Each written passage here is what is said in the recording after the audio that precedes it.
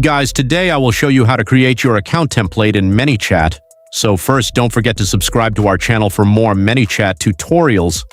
Open manychat on your web browser and log in using your Instagram on Facebook or TikTok account. Next, just here I just logged in with my Instagram. Next, head over to Settings, and here you found this option called Use as a Template, Create Account Template.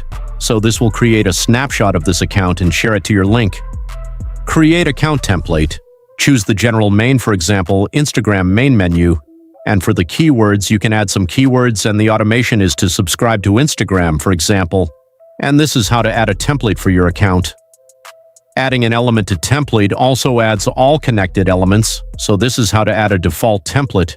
So you can create Instagram default replay for this Instagram account, and the automation is to subscribe to your Instagram account using any chance, and this is pretty much it, guys.